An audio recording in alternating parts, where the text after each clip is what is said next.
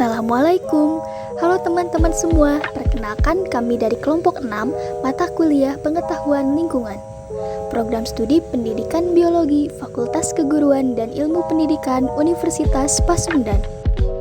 Teman-teman sekalian, sebelum membahas materi, mari kita berkenalan dengan dosen pengampu kami pada mata kuliah pengetahuan lingkungan. Yang pertama, Bapak Dr. Andes Haji Ahmad Mulyadi, MPD. Yang kedua, Ibu Mimi Halimah, SPD, MSI.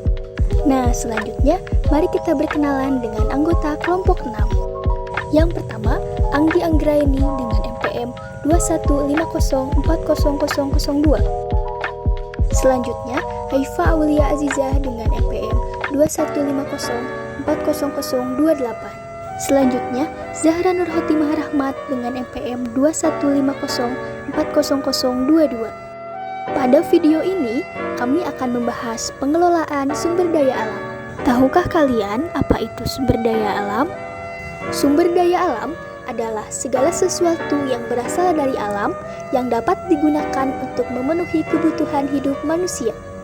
Di dalamnya tidak hanya komponen biotik seperti hewan, tumbuhan, dan mikroorganisme, tetapi juga komponen abiotik seperti minyak bumi, gas alam, berbagai jenis logam, air, dan tanah. Sumber daya alam dikelompokkan menjadi dua, yaitu sumber daya alam non-renewable dan sumber daya alam renewable. Sumber daya alam non-renewable adalah sumber daya alam yang tidak dapat diperbaharui. Artinya, bila habis, maka tidak dapat dilakukan daur ulang sehingga menghasilkan sumber daya alam lagi. Contohnya, mineral, bahan bakar, daratan, lautan, dan matahari. Sedangkan sumber daya alam renewable yaitu sumber daya alam yang dapat diperbaharui. Artinya, bila sumber daya alam habis, maka dapat dihasilkan kembali. Contohnya, hutan, hewan, dan air. Klasifikasi sumber daya alam. Sumber daya alam berdasarkan pemanfaatannya. A. Sumber daya alam materi. Sumber daya alam materi merupakan benda mati yang dapat diperoleh secara langsung dari alam maupun melalui proses penambangan dan pengolahan yang bermanfaat bagi kelangsungan hidup manusia.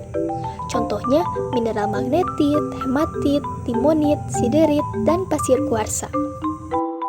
B. Sumber daya energi. Sumber daya ini digunakan dengan memanfaatkan potensinya sebagai energi. Contohnya, bahan bakar fosil, bahan bakar minyak, batu bara, gas alam, dan kayu bakar. C. Sumber daya ruang. Sumber daya alam ruang merupakan macam sumber daya alam yang berupa ruang atau tempat hidup.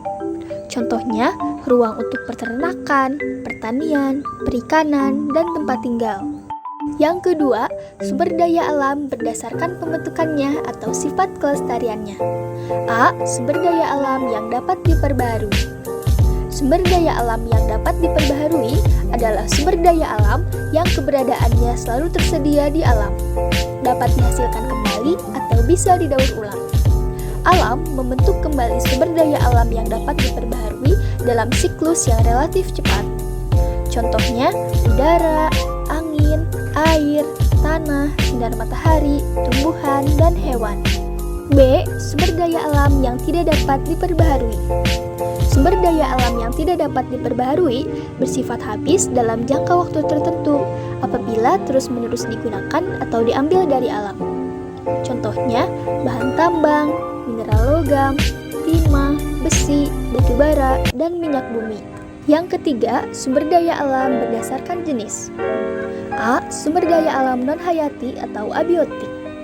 Sumber daya alam non-hayati adalah sumber daya alam yang bukan berasal dari makhluk hidup, sehingga sumber daya ini tidak bisa dimanfaatkan sebagai bahan pangan ataupun sandang oleh manusia. Sumber daya alam non-hayati itu tidak bermula dan tidak berakhir, karena sumber daya alam ini merupakan proses alami dalam kehidupan. Contohnya, tanah, air, udara, batuan, dan mineral. B. Sumber daya alam hayati. Sumber daya alam hayati adalah sumber daya alam yang berasal dari makhluk hidup, sehingga bisa ditemukan pada hewan dan tumbuhan. Sumber daya alam hayati tidak pernah habis digunakan, karena sumber daya ini selalu diperbarui secara alami. Contohnya, hewan dan tumbuhan. Yang keempat, sumber daya alam berdasarkan letaknya. A. Sumber daya alam yang berada di atas permukaan bumi.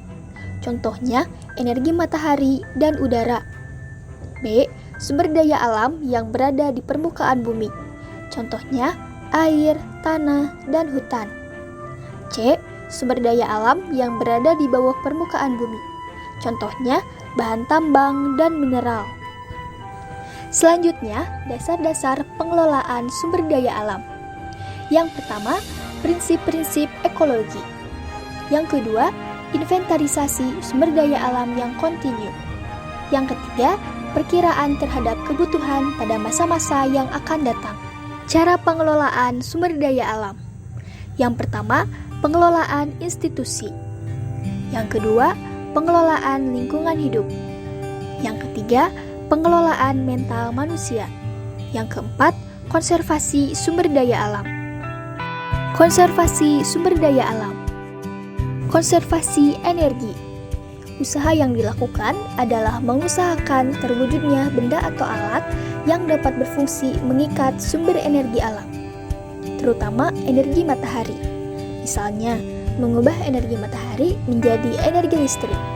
Konservasi tanah bertujuan untuk mencegah perusakan tanah dan pengurasan materi organik yang disebabkan oleh erupsi karena angin, erupsi karena air, dan penanaman terus-menerus dengan tanaman yang sama. Konservasi air. Kualitas air.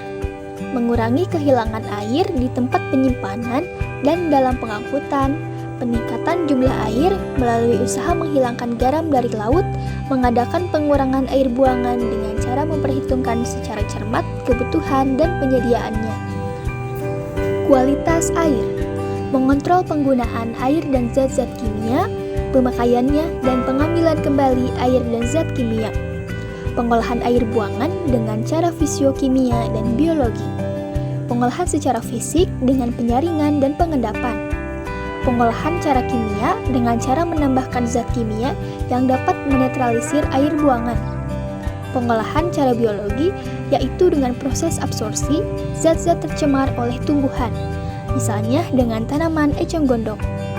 Konservasi mineral. Ditinjau dari manfaatnya untuk kehidupan manusia, ada 5 cara. Yang pertama, meningkatkan teknik eksplorasi, sehingga simpanan mineral yang tersedia dapat ditemukan. Yang kedua, memperbesar efisiensi pertambangan dan pengolahan sehingga memperkecil sisa. Yang ketiga, mengadakan efisiensi dalam eksplorasi. Yang keempat, memperkecil kerusakan yang berhubungan dengan sumber daya alam lain, memperpanjang umur dan meningkatkan penggunaan kembali mineral-mineral yang sudah ditambang. Usaha untuk pencegahan perusakan dan pengurasan materi organik. Yang pertama, penanaman bergilir atau crop rotation. Tujuannya untuk menjaga agar tidak terjadi pengurasan materi yang sejenis. Yang kedua, cover crop atau tanaman penutup. Menanam tanaman penutup diantaranya tanaman pokok. Yang ketiga, contour farming. Cara pembukaan ladang dengan membajak tanah yang arahnya mengelilingi bukit. Hal ini untuk mencegah laju aliran air. Yang keempat, pembuatan teras atau terasing. Sawah dibuat bertingkat-tingkat untuk mencegah laju aliran air menuju ke tempat yang lebih rendah. Yang kelima, pemupukan. Bertujuan untuk memperbaiki struktur tanah meskipun dosis zat tertentu yang diperlukan tanah tidak dapat dipenuhi dengan tepat. Yang keenam, memperbaiki irigasi. Tujuannya untuk mempercepat proses-proses biologis dalam hal terbentuknya hasil penguraian pupuk hijau atau pupuk kandang. Yang ketujuh, sistem tumpang sari. Tujuannya untuk menjaga keseimbangan alam lebih berfungsi. Sekian pembahasan kami pada video ini. Semoga bermanfaat ya. Terima kasih. Wassalamualaikum warahmatullahi wabarakatuh.